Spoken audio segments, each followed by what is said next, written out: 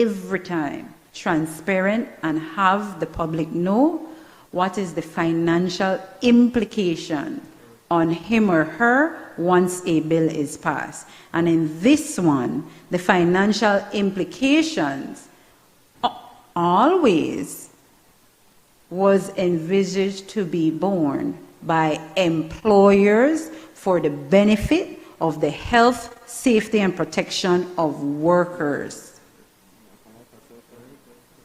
But now we see that workers are being asked to buy in. And if there is a rationale, legitimate or otherwise, it is good for us to know and learn and understand so that later on we can't then tell people that no, your representatives were in Parliament and debated. They should have taken the issue then. And it is not an issue, it is just a call for information, a call for the expansion and explanation on how that is to work. Other than that, Madam President, because I do want us to hasten as much as possible the business of today, you see, because I don't plan to be here all day.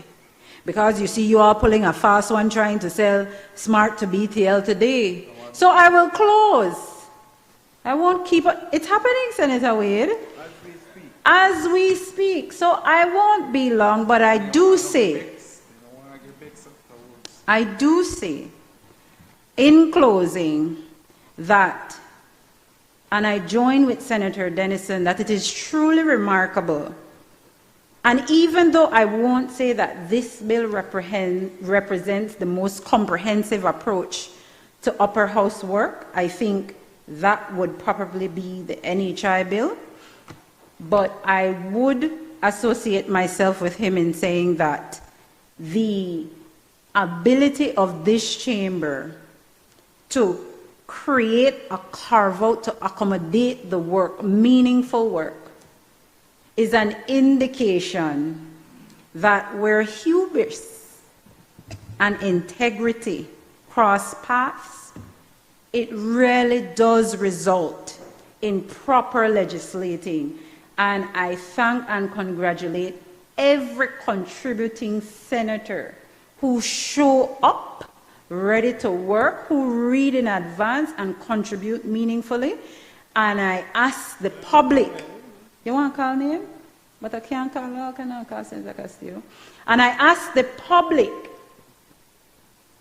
to thank the president of this honorable chamber and the leader of government business and all senators in this chamber who contributed to this iteration of this bill. When you see them, when you see us, for once you can say, job well done. This is what legislating for public good is about, what it looks like and what it ought to be.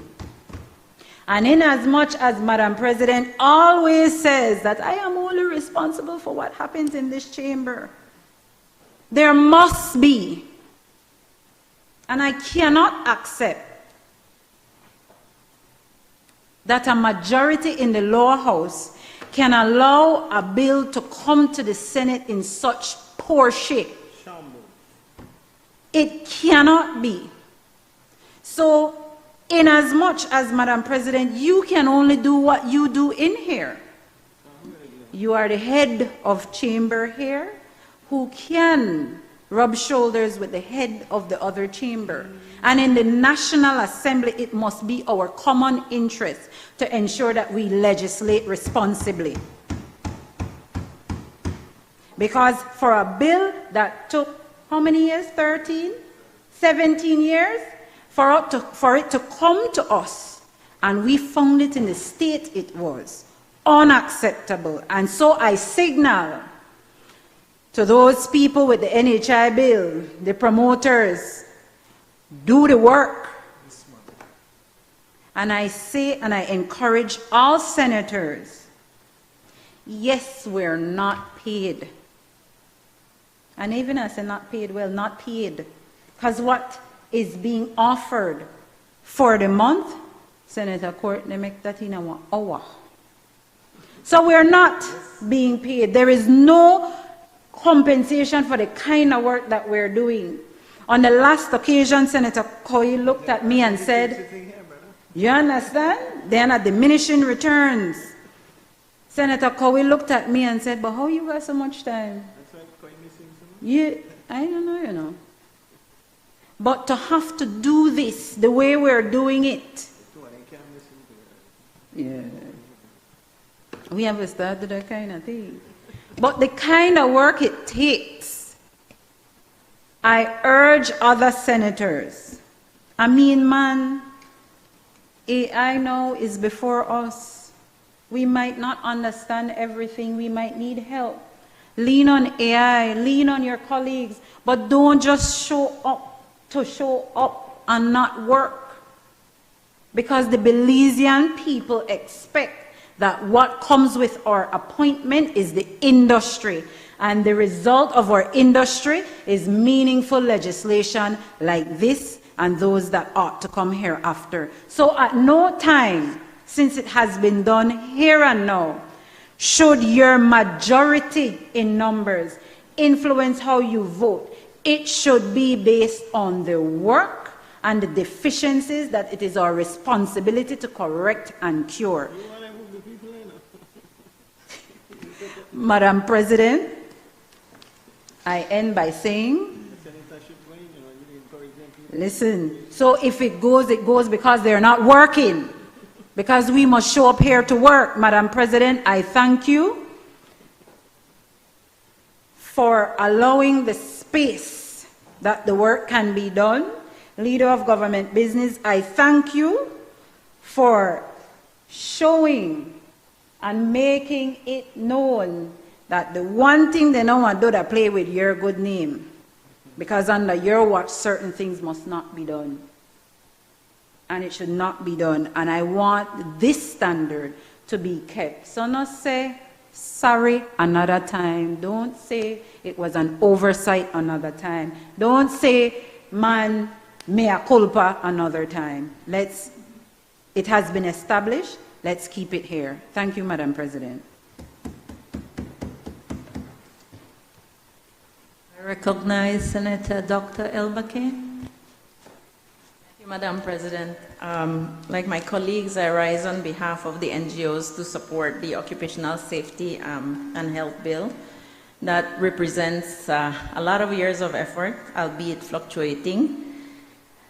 And the bill really represents an unprecedented amount of work to arrive at this point, and I join the fellow colleagues in saying that it has really been the push of the unions, but also the push of the fellow senators here in this chamber, some by the public, the private sector, and the various government bodies, to get us to where we are. I'm only an occasional visitor to this space, but I especially recognize the interventions made by this very body. The bill is indeed not what it originally, what was originally presented, and it's really the intervention of the people in this space that has been invaluable in shaping this legislation into something better. And this is what the system and the process is meant to do. So I also align myself with Senator Pitt's comments that the expectation would also be that it's not just this, the upper house, but that the lower house should also endeavor to do the same in terms of their review, their critical review of the bills. We're really very encouraged by this trajectory, like everybody else has mentioned, of the government organizing information sessions and spaces for everybody to input into this bill that's coming from the House. But let us not let this be only when it is convenient or useful. And as everybody else has mentioned, and I think it's worth mentioning again to show that, we're all in alignment, let us make this the usual practice, because when more of us participate in the process, the laws are stronger. And so it is through intensive and collaborative effort, that the commitments to health and safety are truly remarkable. Coming from the environmental sector myself, I'm very pleased with the extensiveness of Part 8 of the bill that deals with hazardous chemicals. I think some of the most egregious hazards and risks that we are exposing Belizeans to come from hazardous chemicals. The way the majority of our food is grown in this country, it is often going unnoticed, unregulated. I cannot stress the impact that this may be having on our health and hence our productivity as a people. And I think it's imperative that, we look at sections like this to understand how to really have some practical application, not just in words, but to actually be able to effect the clauses that are in here. I also do have a recommendation from our sector in terms of the ability to eventually amend this bill and change things to include things like climate change hazards. We know that this, for example, we're already in the middle of a super El Nino event, which means that we are now preparing for a dry season in 2027 that's going to be unprecedented in terms of the heat levels. And I think, just as much as the bill contemplates mental health and some other issues and aims to integrate with other legislation, we're going to have to pay attention to some of these hazards to workers that are going to come from extreme heat or other climate change impacts. So I think we need to recognize that this cannot be a static bill, and that once it's a law, once it's effected into law, that it cannot be static, and that there is going to be the need to be forward-thinking and continue to refine. We're also, in terms of other legislation, we are all too cognizant of critically important legislation such as the Disability Bill to ensure that the law translates to improve access and quality of life for Belizeans. So this integration with other legislation is going to be key in the implementation phase, which is what I really want to say, that the real work is now beginning, because words on paper remain just that if there is no implementation or enforcement. And in fact, I was reviewing the implementation plan that was included in the packet, and it's clear that, full implementation of this bill is anywhere between 3 to 6 years away, and 6 years is probably going to be the more likely scenario. With the development of regulations, codes of practice, and especially an awareness campaign, for both employers and employees. That's going to be a critical part of the process.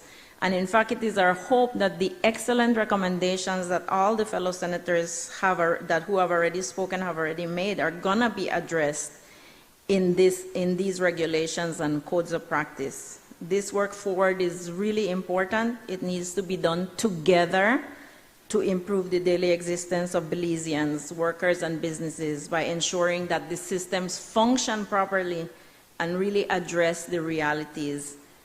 So again, a plea to let's not look at these processes and even this legislation as static, because it's a very complex piece of legislation, yet so critical and important for our people. And so it is with that I close in again, congratulating everyone that has been key in getting us to this point.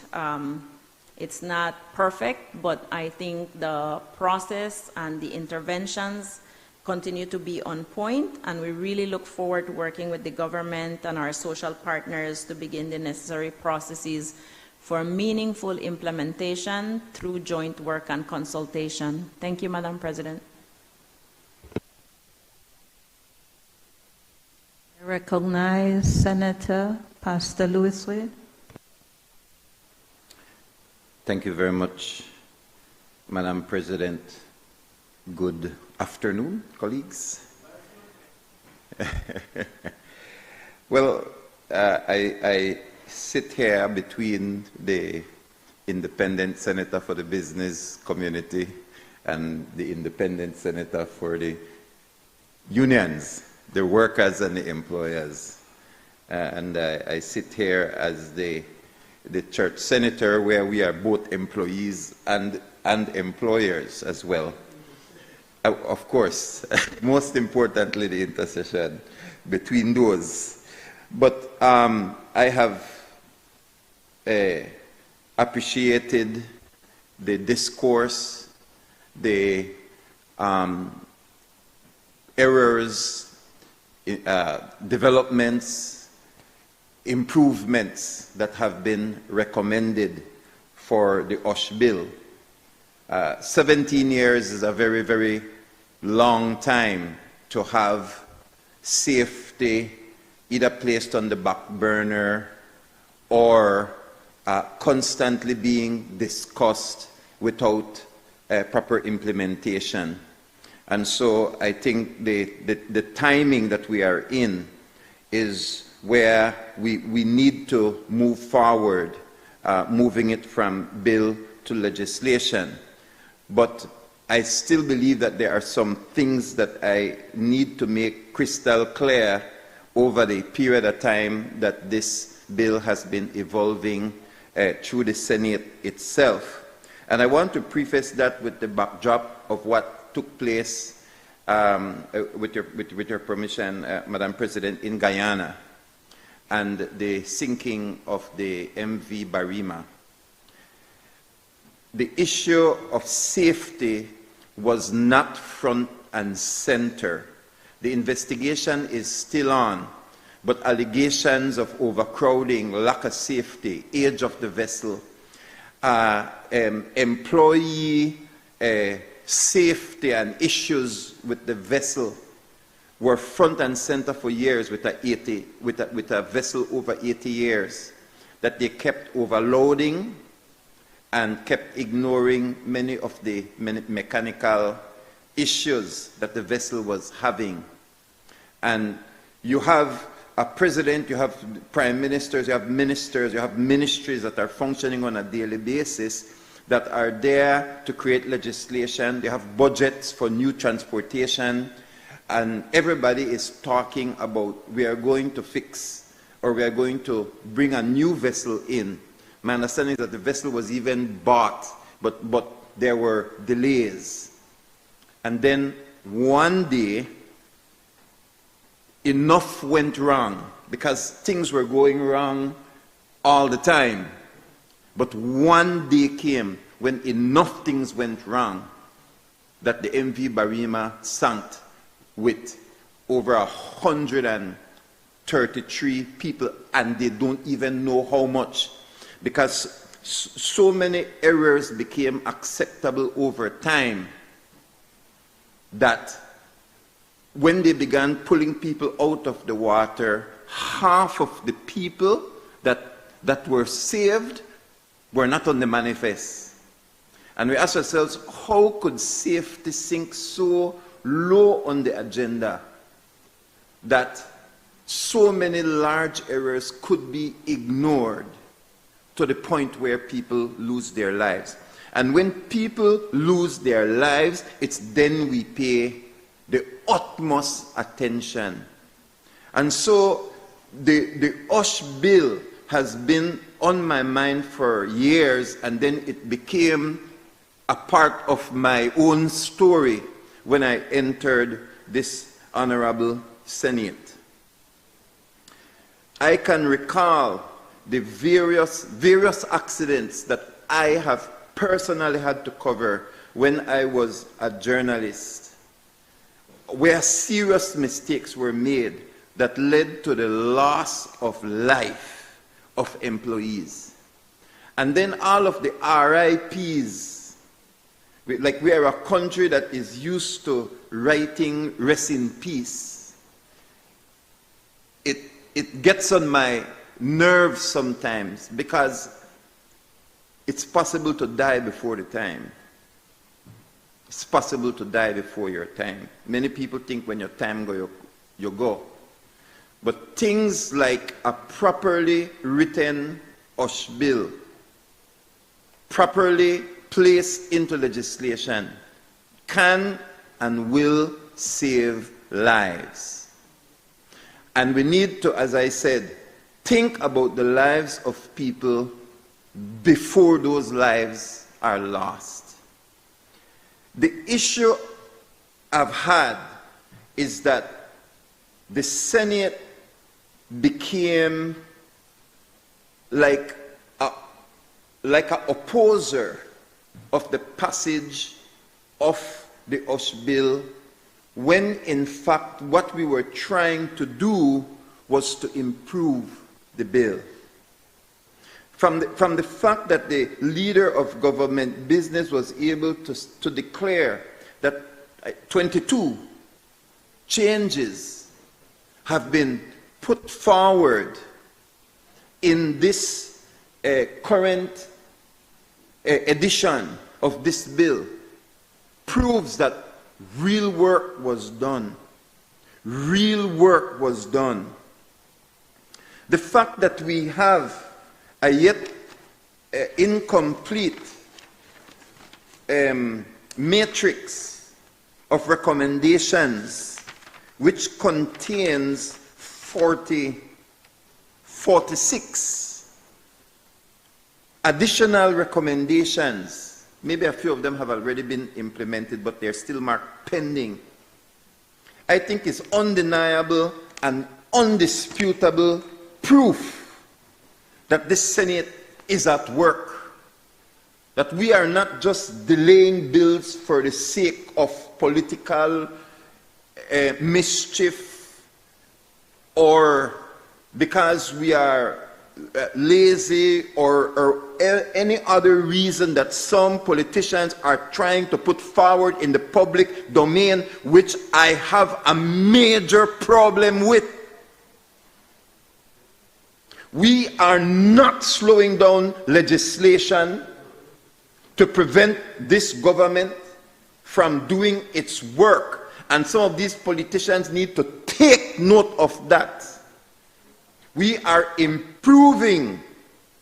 We are improving the legislation, so help me God, so that nobody have to pick up the telephone after this thing done become law and then beg the Prime Minister to hold it back, beg Minister for slow down, beg somebody in the political wing to please have mercy and have them intervene into the judicial process or the inquiry process or something like that, which is happening over and over in our country. No politician should be picking up the phone to try to slow down a legislation that has already been passed through the lower and upper house. Because on one hand, we are complaining that the bill, they move too slow because we're trying to correct it.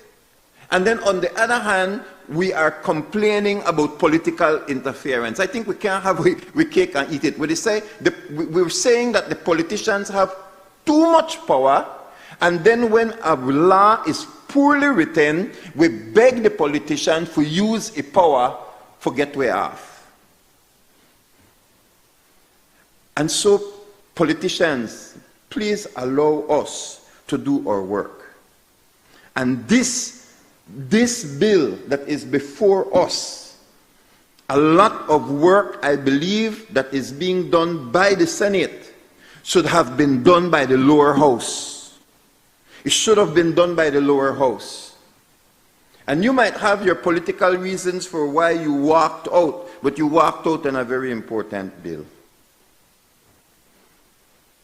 And walking out has its consequences as well. And in the case of the OSH, it can cost lives. It can cost lives. And so I think there is enough to go. There is enough to go around. There's enough to go around. But when a politician goes into the public domain and say that we are holding back the OSH bill because they may have wanted to pass it first of May, Labor Day, a great time. But the bill is so incomplete that when the professionals came before the Senate committee, I had the OSH bill in front of me. As I said, I've been waiting for it for 17 years. I've been promoting it, interviewing people. But when the actual black and white came in front of me, I began to see many loopholes. And I'm no expert, yet I saw a lot of loopholes. So I was hoping that when the professionals came before us to answer genuine questions that I had, it has been stated already, they came lacking information. They came unable to answer many of the questions. And so I looked around in that room and I saw that the best of the best representing labor were present, yet they could not answer and deferred to a minister who was out of the country. They deferred to a minister who just took over labor. So how could a minister who just took over labor become the expert in the OSH? To where the experts now have to wait for a response from a minister who was absent. That threw me. It threw me. Because the experts who write the bill should be in the room and should be giving us the responses that we need. Not a political figure who, if the bill written wrong, the people in the country will one day ask the minister, please hold, please slow it down. Please postpone the punishment. And we have other bills like this that are coming. I believe that I would want to be a part of a group of people, including the Senate, that will want to make sure that when the bill passes through the Senate and goes out, it is written in such a way that, yes, we are human, but there will be less political interference. Put somebody to call, please tell the DPP, or please tell the Commissioner of Police, or please call this one for me, so that the consequences that we wrote in the bill be suspended. It needs to be, I think the hard work needs to be done now so that we don't have political interference later. And so the experts have to be able to come and say this is why and this is why not. And I will give a specific example with your indulgence, Madam. I will use a simple example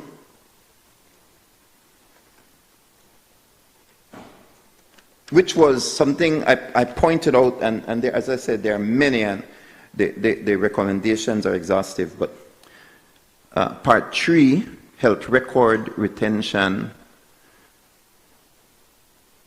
it's point 10 on the matrix. I did have it on the actual bill itself, but explain the rationale and legal precedent for retaining health records for 25 years, the burden on employers and households, and how the period aligns with limitation periods for occupational disease claims. So even in the case of domestic, if I have a domestic, I have to be able to keep that record for 25 years. And I'm just using it as an example because not even the government keeps some of these health records for that period of time. And I brought it up that we are putting a burden on employers that not even the government is able to successfully maintain. So when I brought it up, they could not find any legislation that parallels the period of time, 25 years. So they wrote it down. And then they sent the legal counsel, it says legal counsel undertook to examine other jurisdictions and return with a response. Then they found no basis for the 25-year period. No basis. You have to keep the records for 25 years. I work in an industry, media, where we try our best to keep records for extended period of time, to the point where physical, computerized hardware and software is utilized beside hard copies. And we fail at this. We fail at it. And these are things that we want to keep on for posterity. Is that the word? We send our stuff to the archives department after a few years, and it works. As the archives, you better hold some historic documents. And so that's how we manage to preserve, because we try. We've done even cloud, and the cloud takes our money every month for decades. But when we went back for the files, the folders were empty. So we are putting, I'm just giving this as one simple example, that they couldn't find legislation, asked a legal professional to go find merit, came back without it, and still right beside it, pending. Something I believe that could be easily rectified.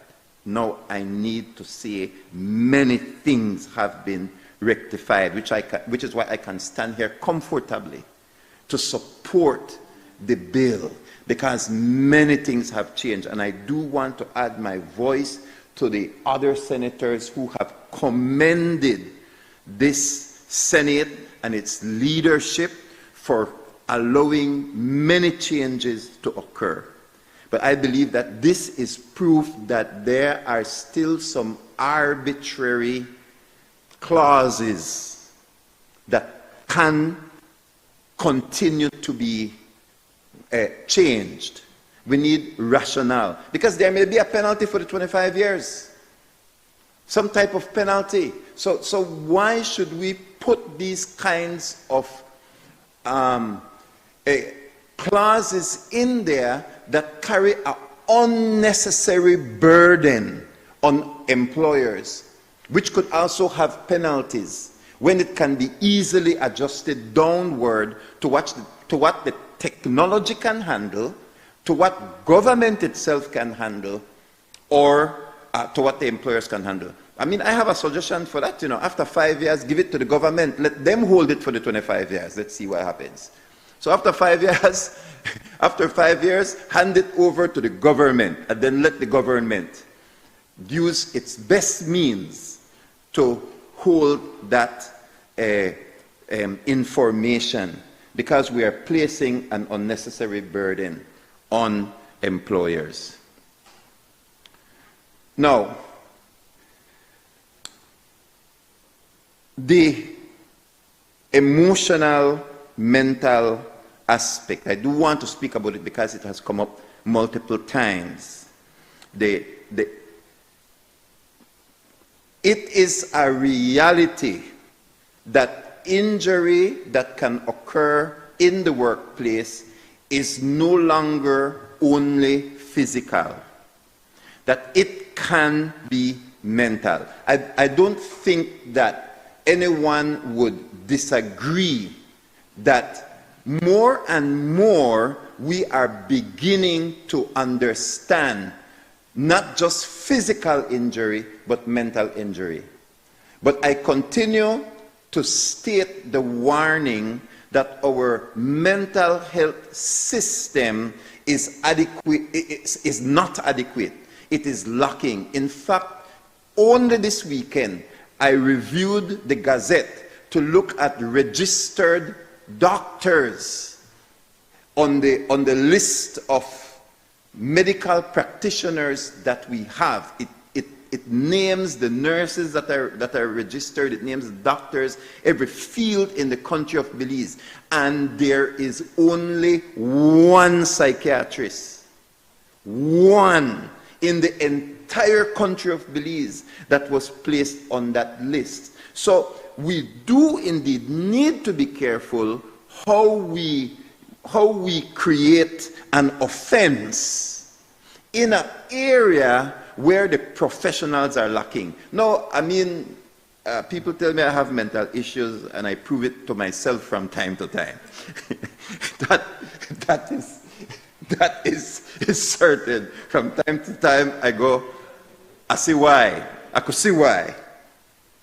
But the truth is, we are not the experts. We can talk about stress, we can talk about depression, we can talk about anxiety and some of the negative effects that it has. And I want to commend the group that I heard is doing more workshops, and we need more of that. So I believe that when it comes to mental injury and emotional injury, I believe that more groundwork needs to be done. We need to continue to build capacity. And I think when we reach maybe more. We need more psychiatrists, psychologists, etc., so that we can have professionals deal with that matter. And so I believe that where the legislation is now, it tiptoes around that issue, which I believe is essential at this point. And then possibly within a few years, we can look deeper into emotional injury. It is real, it is present within our system, but and we need to encourage more, as I said, capacity building. But when we are beginning to put offense as a part of it, I think we're going, the cart is ahead of the horse. And so I would want us to continue to show caution. I continue to give caution in that area. Now, in concluding,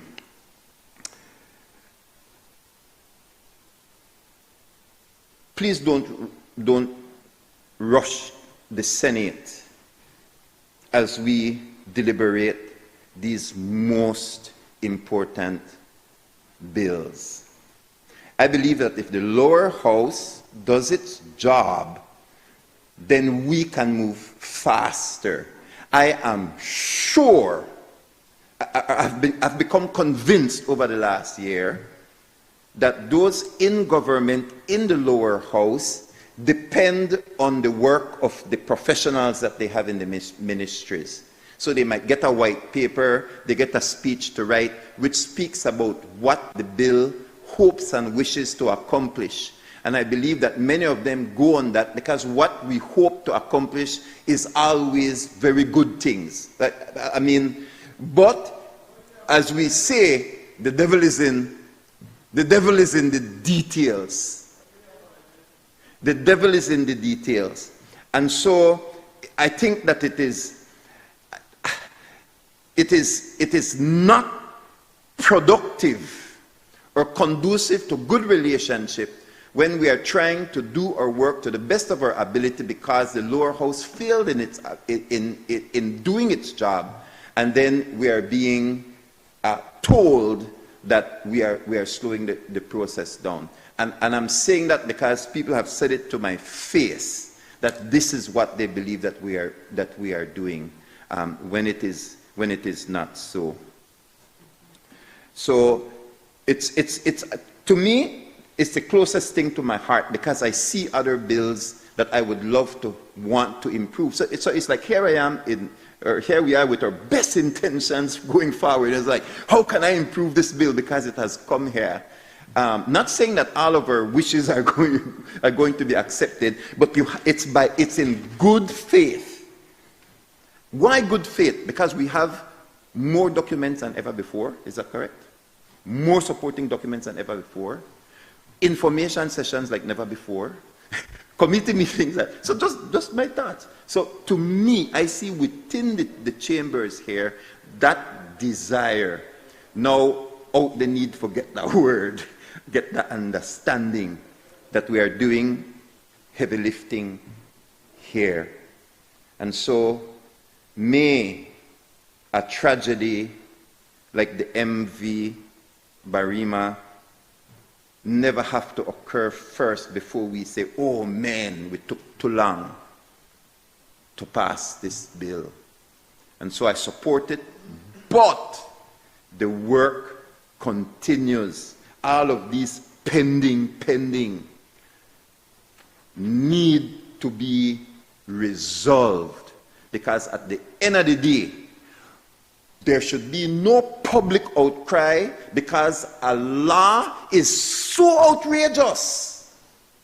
A law is so outrageous that there is public outcry for no political intervention in something that, if it was done legislatively right, would have simply allowed the technocrats, the courts, etc., to just carry out their job without interference. So it's like we hate political interference and we love political interference. You understand?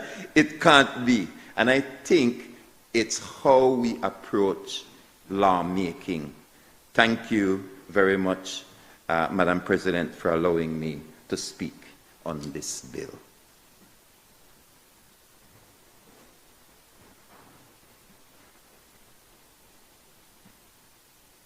I beg your indulgence, Madam President, but if you must have a standing order, I would ask your indulgence on standing order 33-4. Just a personal explanation. The leader of government business made clear in his intervention that was given, with your indulgence, Madam President, that the matrix was circulated by email. I did not receive those emails, and it prompted me to inquire with the newly appointed deputy clerk, who I take the opportunity to congratulate as well. And I found out, Madam President, that there was some technical change made in the address of the National Assembly. We used to get it from clerk, and now it is coming from National Assembly. Or some technical issue that Mr. Grant says, CETO had assured them that we would have no difficulty, but apparently with that change, all of my emails coming from the National Assembly, and subsequently, since that change was made, went to spam, because that was not a recognized contact from my thing. So I make that clear that that was something that was out of my control, certainly, but the correction made by my colleague, the leader of the opposition, and it allows me then to give my full support to what has been, what I wanted to do from the beginning but could not do without in the vacuum of the matrix, and what I consider to be still consider to be a very important document in this whole presentation, or the whole second reading. But it allows me to give my full congratulations to this process, as so many others have done. So I thank you, Madam President.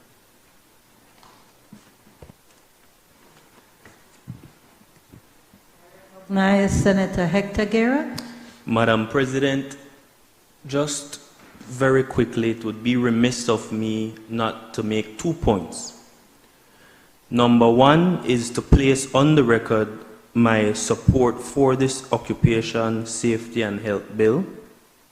Stemming from that, number two, to say that this honorable chamber, with the leadership of you, Madam President, as well as the leader of government business, must be commended for the progressive, for the consultative approach that has been taken in dealing specifically with this bill, but also the approach that has been set, a very high standard, where we receive as senators white papers, we benefit from information sessions, we benefit from committee meetings, and really setting the standard and procedure that was never followed before.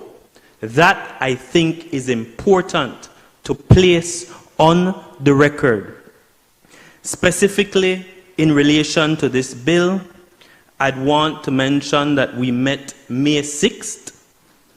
Arising from that May 6th information session were proposed amendments which were shared with all senators on the 4th of June. It went into your spam also. On July 15th, we had... Senator, kindly allow the Senator Faber, kindly allow Senator Guerra to proceed. On July 15th, we had another information session, and the matrix that was shared is a product of that information session, and it's quite comprehensive. In relation to the emails that were shared, one was shared on Wednesday last, which came with information papers, white papers. One was shared on Friday, which included the matrix, and another was shared yesterday, just with additional supporting documents. So in the round, Madam President, I just want to place on record my support for this bill and for the very high standard that this chamber is setting. Thank you.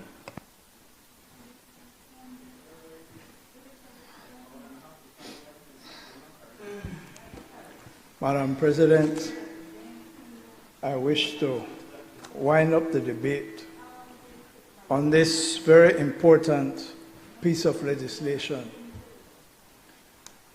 And I start by saying that it is unfortunate that criticisms were leveled at public officers when they should be praised. It is unfortunate when a process was undertaken to give everyone an opportunity to participate, to offer their comments, criticisms, and suggestions, and some elected not to participate, and then to come today and to criticize the process.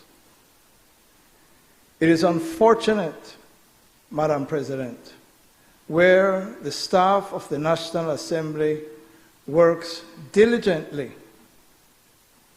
in providing information and organizing our meetings, and no acknowledgement is given for the work that they have done in this particular piece of legislation.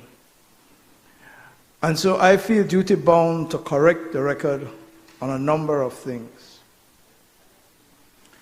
And I will start, Madam President, by acknowledging one of the points that Senator Pitts made. Senator Wade ended with it. Do not for a second believe that those of us on the government benches have not repeatedly complained that the House is not doing its work. Repeatedly complained. And I want to make the point that on this particular piece of legislation, there is no excuse, as Pastor Wade pointed out, by saying, well, the opposition wasn't present on a day when the OSH bill was debated, because there was a committee meeting where they were present, where the bill was considered. No amendments in the numbers that we have presented was made by anybody, regardless of political persuasion, in the lower house. And so that is an issue. It is a systemic issue. And so I will speak for myself. I don't care. You can say I am slowing down the bill, but we're going to do it right in this Senate.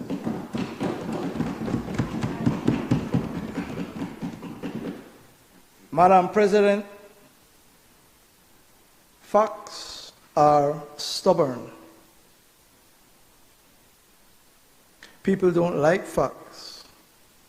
Former Vice President Mr. Gore spoke about the inconvenient truth. The first session was held on the 6th of May. The public officers who turned up were criticized in here and outside. The truth of the matter is that they were unprepared for the level of details and the inquiries that were presented by senators. No one can shy away from that.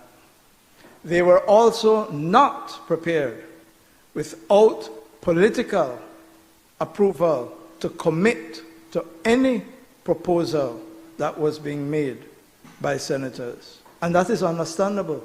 There is no point for a public officer to sit down in here and say, yes, I will amend clause 4 or I'll amend clause 10, and then go back and their CEO or the minister says, that is not going to happen.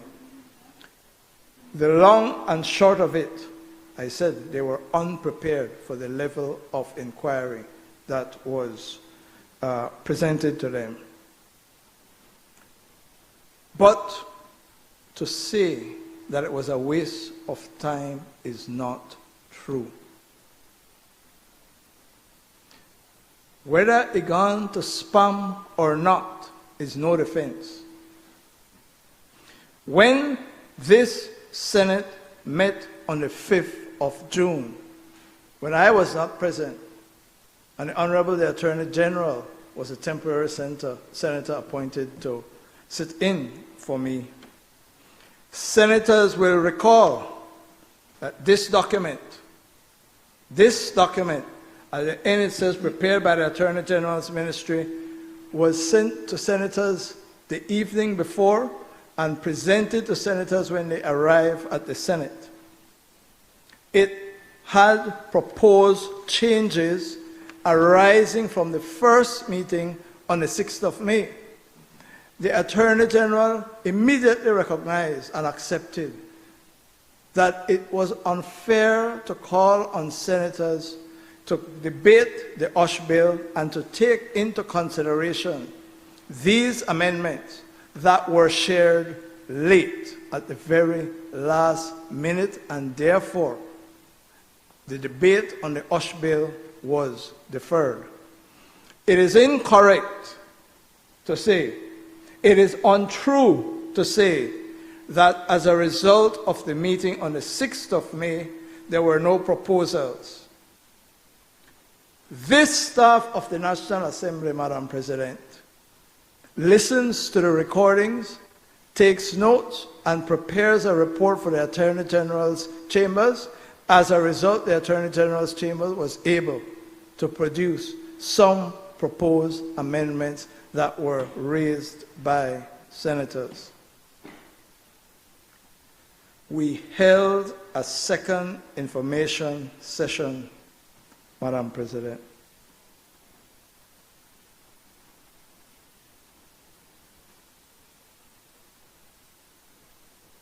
Senators, Senator Wade referred to it, Senator Pitts referred to it, the detail in which, and it's the one that I attended, in which senators went into the clauses one by one. And unlike the first occasion, Madam President, the representatives, the public officers came prepared. They were able to respond. They were able to explain. They were able to provide rationale. And where they were not able to do so, they undertook to take it back for further deliberation. And Madam President, I will call out their names because they should be thanked and congratulated and not criticized. The Labor Commissioner, Mrs. Rosella Dominguez-Pat, Mrs. Claire Lam, Ms. Baha Showman, Tanya Santos-Neal, Mr. Rudy Ake, Mrs. Leandra Bodden March. All came all sat there and provided answers to the many questions, the many inquiries, the proposals that we made, as a result of which we got another matrix. And to come here and to criticize people who are not here to defend themselves after they have diligently worked, after they have taken on board the issues that senators raise. Madam President, I say it is unfair. And I salute and thank all those public officers for their hard work. I thank the clerk of the National Assembly and her staff in the National Assembly for organizing those meetings and for helping and preparing and circulating the documents to emails that are given to them by members of the Senate. We can stand here today certain in the knowledge that due process, due deliberation has been given to the OSH bill. Every senator has had an opportunity to participate, to make their contributions, criticisms, etc. The process has been transparent. Records were kept and amendments and matrices circulated. Madam President, I don't take any pleasure or pride in being praised for adopting this process, because this is the process that should always take place where there are pieces of legislation which requires deliberation and consideration and deep thinking. That is what should happen, and this is a process which we should all insist on whenever we have serious concerns. Now, Madam President, a couple other points. Included in the information that has been circulated is a document called the Occupational Safety and Health Act 2026 Implementation Roadmap, referred to by Senator Elmer Key. Criticisms have been leveled again against the ministry and the Department of Labor about its budget, and that there is no budget for this. Madam President, if we had taken the time, if senators had taken the time to read the implementation roadmap, they will see that there is a complete breakdown in the budgetary needs that the ministry have identified out of their CAP 2 budget, the $516,301 that is required for the current fiscal year. They have identified it in their phased approach. They have explained how it's for implementation budget for staffing, salaries, transport, equipment and supplies, and meetings, training and education, and the phased funding plan. They then give an indicative 3-year implementation framework. Within 6 to 12 months, what is to happen after the act is passed. Within 9 to 18 months, what is to happen. Within 18 to 36 months, what is to happen. Pointing out, of course, Clause 87 of the bill empowers the minister to bring in the bill and different parts of it at different times. They go beyond that in Part 6 to set out the indicative staffing projections, year 1, year 2, year 3, coming to a total of 18 at the end of year 3. Madam President, the document sets out the capacity building and technical assistance. They identify the high-risk sectors and future budget requirements, all set out in consummate detail for all of us to see. I point this out, Madam President, in the context of concerns, legitimate concerns raised by senators, that the bill still needs further work. It is a work in progress, and everyone understands that. And I am saying that what the staff of the ministry contemplate is a phased approach so that as they train up people, as they get their staff, as they get more budget allocated, they will bring in different parts of the legislation. Madam President, we had this information with us before the debate in the Senate, and this should have informed the debate on this bill. There is no undue haste. In fact, quite the contrary. We will move in committee, Madam President. Listen. Amendments to clauses 2, 7, 8, 9, 16, 21, 26, 28, 31, 38, 43, 44, 46, 55, 56, 61, 62, 68, 70, 71, 73, 74, 81, 83, 84, 85, 86, 87. That is the result of the work of this Honorable Senate. And I am proud and I thank all senators who participated and who contributed to making this bill a much more improved specimen. Madam President, this is a historic day for workers and employers in Belize. And we should be proud as senators that we have contributed in a significant way to having a new dispensation in terms of the relationship between worker and employer in terms of health and occupational safety. We have come to do our work, we have done our work, and now, Madam President, I ask that the question be put. Thank you, Madam President. Honorable members, the question is that the bill for an act to establish a National Occupational Safety and Health Advisory Committee and the Occupational Safety and Health Inspectorate to provide for improved standards for occupational safety and health of workers and other persons at work, to provide for duties and obligations of employers, workers, self-employed persons, manufacturers, suppliers, installers, inspectors, and other persons at work, to repeal the Factories Act, Chapter 296 of the Substantive Laws of Belize, Revised Edition 2020, and to provide for matters connected therewith or incidental thereto, be read a second time. All those in favor kindly say aye. Aye. Those against kindly say no. I think the ayes have it.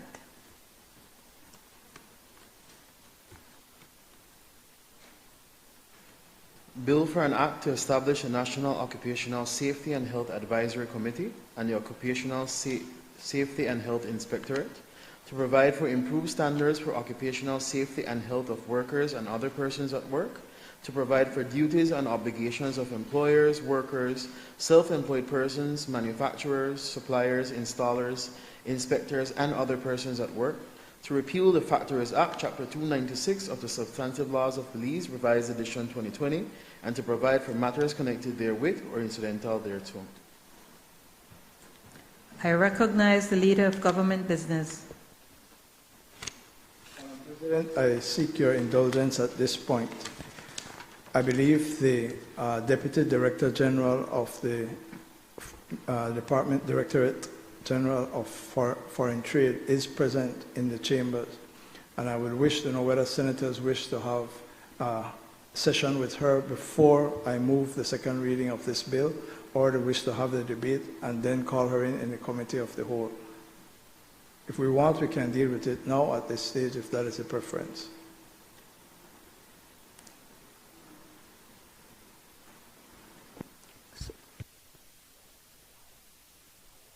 Patrick Faber. Sorry, I accept what the Leader of Government Business is saying, Madam President, and in fact we would welcome the session,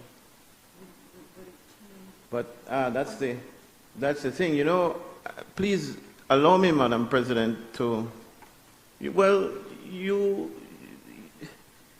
the process that we went through with the OSH bill, the Leader of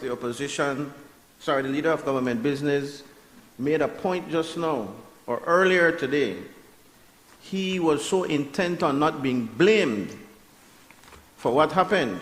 And I understand that, that's fine. What he explained was that he consulted with me and he consulted with, I guess, the lead senator for the independent senators, and then he approached you.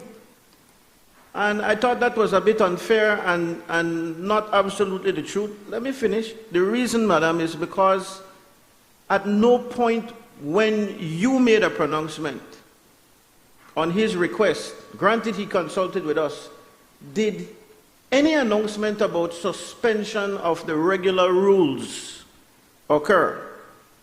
There was never a point where you said, well, this is not the way it is done normally, but we will allow it to be done this way because it will benefit the members of this Senate. And so that was very disingenuous, and I want to set the record straight there.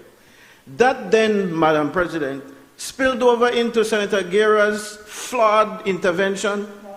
No. It has to do with the same flaw. Madam President. Because, Madam President, if I may, just a minute and I'll be finished and we can start doing things the proper way. He then spoke about the first matrix. What the first matrix entailed, Leader of Government Business, was the interventions by myself and by Senator Arana. So Senator Herrera was proper in saying that that first session that we held with the technocrats was not recognized. The first set of amendment, the brief set of amendment that we found on the morning, you are correct, came from just the limited intervention, so he is wrong. But all of that happened because we diverted from what was the known way of doing it, and I don't have a problem with that. But please, in the future then, let us be clear when it is you are suspending the normal practice of doing things. Let us be clear that that is a ruling coming from you and not something that the lead senator for government will later on wash his hands off and say it is not him. He is correct in that he did consult with me. He did consult with the independent senators. But it was your call. Yeah, but no one said they blame, we blame anyway. Okay, so can we... all of that to say, we need to understand. We need to understand if the request is to have Ms. Gideon come in, what is the usefulness of that in terms of what we can achieve in terms of the changes in the bill? Okay, Senators, what I will do at this time, I will suspend the Senate for 5 minutes so we can have a conversation as to how to move forward.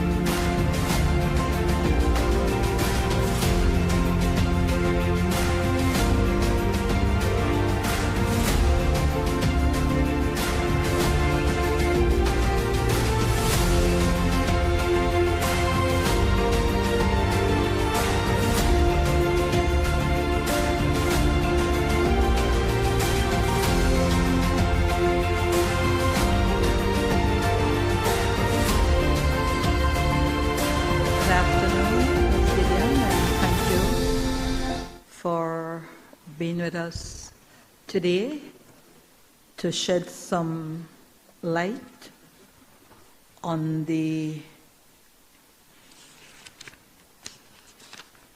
Caribbean Community Free Movement and Contingent Rights Bill. What would be the process for us is if you can give us a brief overview.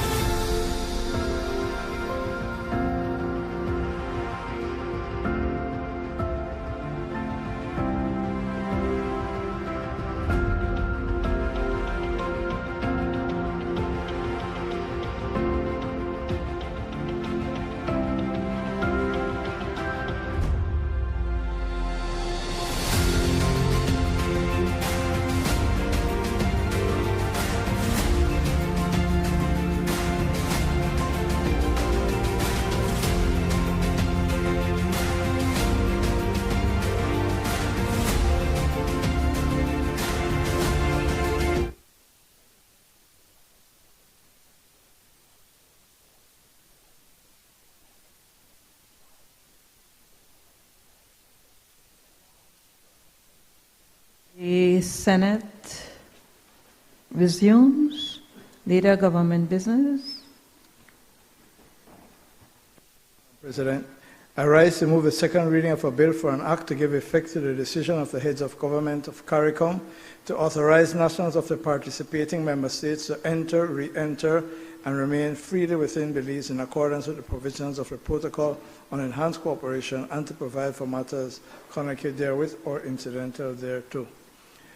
Madam President, we just had a session with an expert from the Ministry of Foreign Affairs and Foreign Trade, the Deputy Director General of the Directorate of Foreign Trade, who took us through the Caribbean Community Free Movement and Contingent Rights Bill 2026. Madam President, this bill has its genesis in the revised Treaty of Chaguaramas, under which all CARICOM member states have agreed to create and establish a Caribbean single market and economy, which would provide for the free movement of people, capital, and goods and services, the right of establishment in different member states, the right to seek employment in different member states, the right to remain and live in member states. That process of deepening the integration process has not gone as quickly as many member states would like. And in fact, there are other parts of the, should I say, the CARICOM community agenda that has not moved as quickly as heads of government have liked. And therefore, a decision was taken to establish a protocol on enhanced cooperation.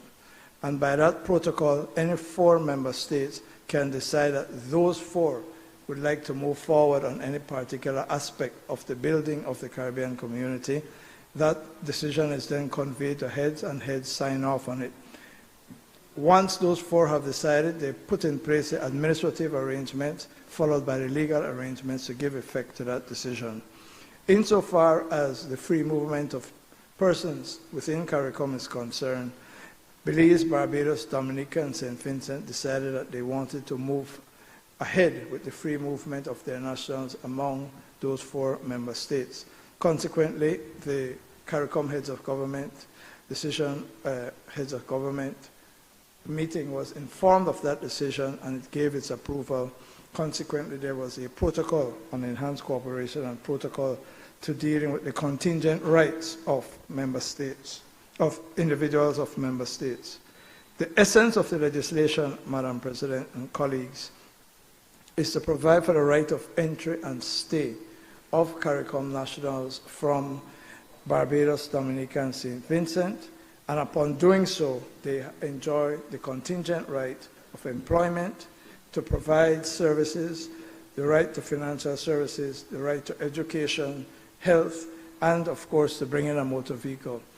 Also included is the right to social support in the event of a flood or other emergency, etc. They are to enjoy those rights without discrimination. Madam President, as we have been informed, the way the protocol works is that administrative arrangements are put in place, and the 4 member states have been implementing the free movement of nationals on the basis of administrative arrangements. What this bill is intended to do is to provide a legal regime that enables any person to point particular to a section and say, I am entitled to come to Belize because I'm a citizen of St. Vincent or Dominica. I'm entitled to these rights, and you must accord these rights to me. Today, that is only done administratively. So the benefit of this legislation is clarity, putting a legal framework in place to give rise to the duties and obligations and the benefits that our nationals can enjoy. As has been told to us, 146 persons have moved to Belize. 146 of them have been given the right to indefinite stay. However, I believe it's less than 10 have actually come into the workplace. And we know that because they would have to register for Social Security. And that data is shared with the Ministry of Foreign Affairs and Foreign Trade, the Ministry of Immigration, so that they can track what these persons are doing. Madam President, it is my respectful view that the legislation is required to give a legal basis for the administrative acts that are currently being done. So I commend it to colleague senators. I recognize Senator Patrick Farber.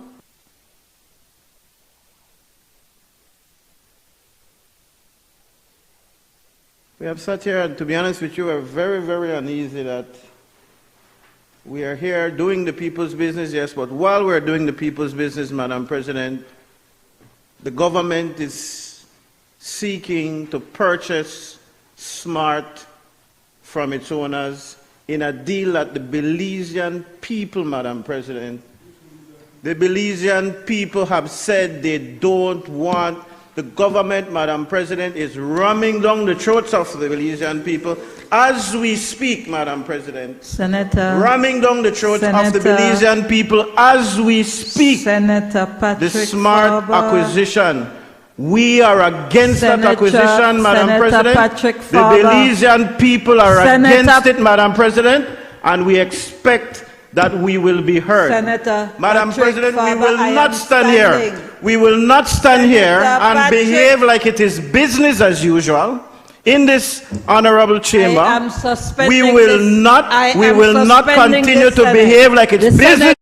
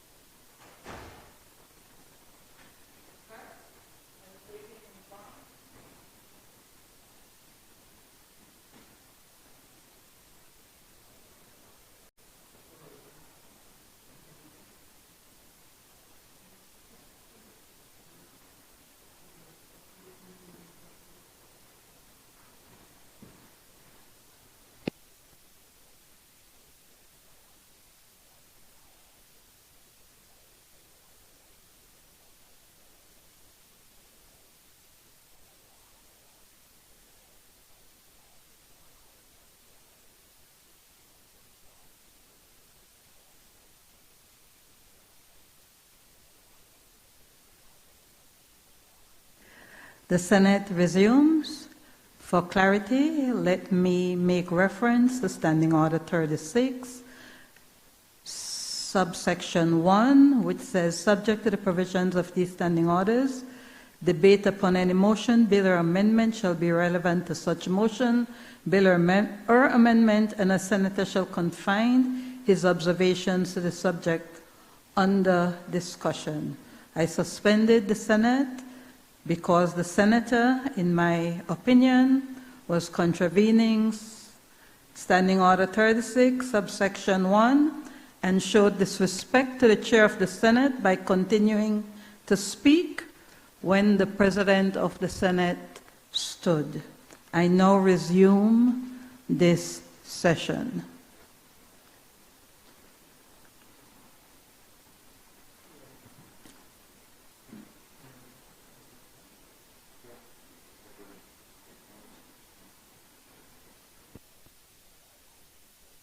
I recognize Senator Reverend Louis Wade.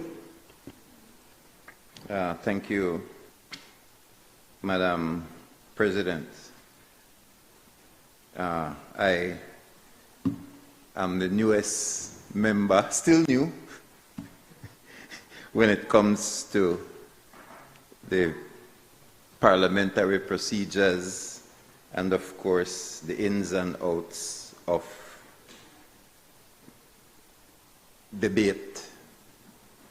However, I know that for the years, even prior to my presence here, philosophically, I believe that leaders have a responsibility to speak on every matter as they arise.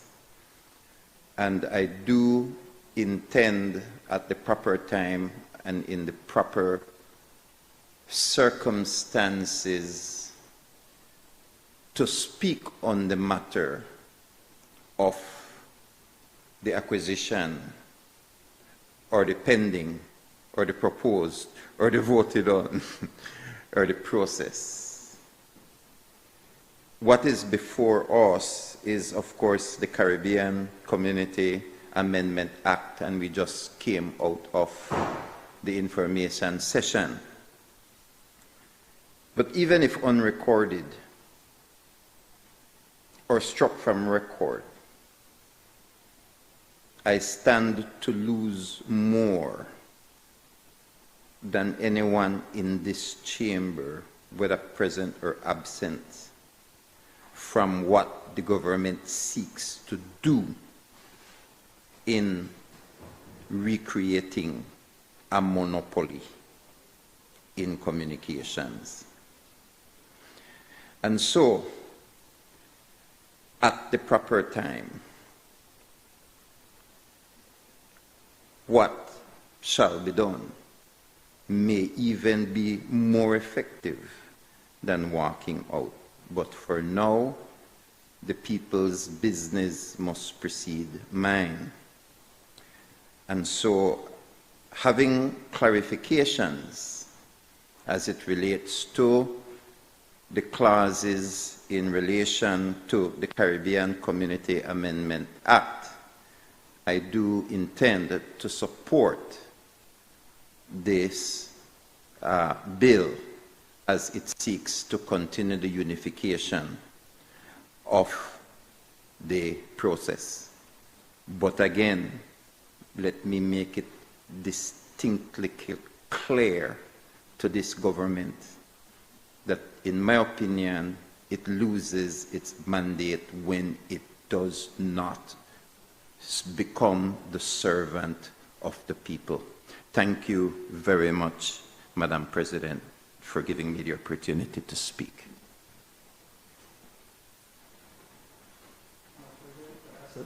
I ask that the question be put. Honorable members, the question is that the bill for an act to give effect to the decision of the heads of government of CARICOM to authorize nationals of the participating member states to enter, re-enter, and remain freely within Belize in accordance with the provisions of the Protocol on Enhanced Cooperation and to provide for matters connected therewith or incidental thereto be read a second time. All those in favor kindly say aye. Aye. Those against kindly say no. The ayes have it. Bill for an act to give effect to the decision of the heads of government of CARICOM and to provide for all matters connected therewith or incidental thereto. Committee of the Whole Senate on Bills. Honorable members, in accordance with Standing Order 54, the Senate will now resolve itself into the Committee of the Whole Senate to consider the bills that were read a second time. Honorable members, I now take the chair as a chairperson of the Committee of the Whole Senate. Honorable members, I now call to order the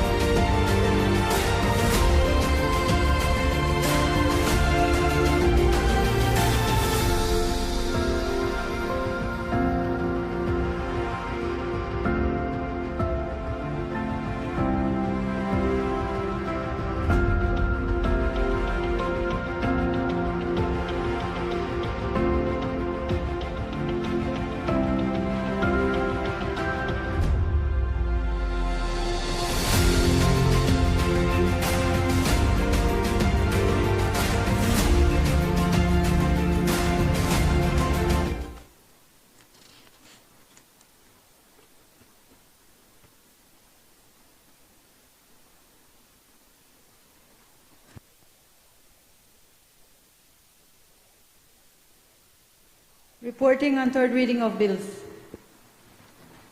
I recognize the Leader of Government Business. Madam President, I rise to report that the Committee of the Whole Senate has considered the Occupational Safety and Health Bill 2026 and passed it with amendments. I now move that the bill be read a third time.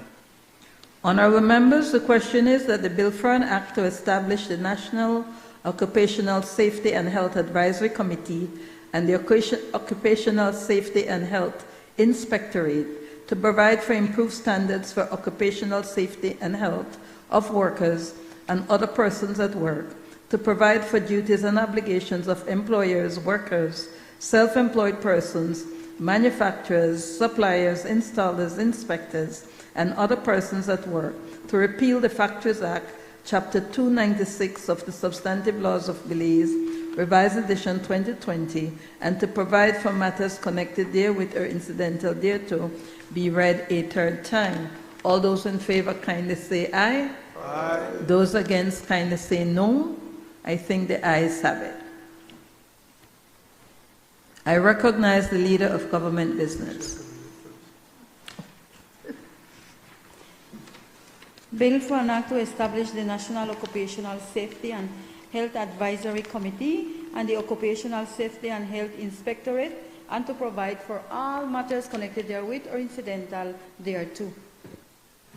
I recognize the Leader of Government Business. Madam President, I rise to report that the Committee of the Whole Senate has considered the Caribbean Community Free Movement and Contingent Rights Bill 2026 and passed it without amendment. I now move that the bill be read a third time. Honorable members, the question is that the bill for an act to give effect to the decision of the heads of government of CARICOM to authorize nationals of the participating member states to enter, re-enter, and remain freely within Belize in accordance with the provisions of the Protocol on Enhanced Cooperation, and to provide for matters connected therewith or incidental thereto, be read a third time. All those in favor kindly say aye. Aye. Those against kindly say no. I think the ayes have it. Bill for an act to give effect to the decision of the heads of government of CARICOM and to provide for all matters connected therewith or incidental thereto. I recognize the Leader of Government Business. Madam President, I move that the Senate do now adjourn. Senators, for the records, I wish to make 2 points before I pose the question. On the matter of information sessions, I wish to note that the standing orders do not provide for information sessions. This is a novel initiative to enhance the debate process and ultimately to strengthen the oversight and scrutiny role of the Senate and to enhance our democracy. As a note, the process involves several stakeholders. It is not just the staff, the clerk and staff of the National Assembly. It is the promoters of the bill. It is the Attorney General's Ministry and technical expert. In the next 2 weeks or so, the clerk and I will be meeting to review the piloting of this initiative, and we will find a way in which to streamline the process, make it more effective, and make it more efficient. The second point I want to make mention of is respect in this honorable House. I do believe that respect is a two-way street.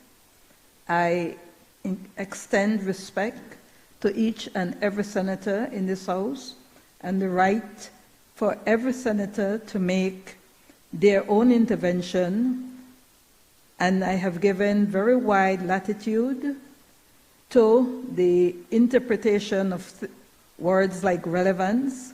As well, I have given a broad latitude in terms of the continuous bantering that takes place in this House. In the same manner, I expect that the chair and the ruling of the chair shall be respected. Erskine May parliamentary practice makes the point that criticism against a ruling of the chair constitute constructive contempt of the House, and it demeans the dignity of this House. Honorable members, the question is that the Senate do now adjourn. All those in favor kindly say aye. Aye. Those against kindly say no. I think the ayes have it. The Senate now stands adjourned.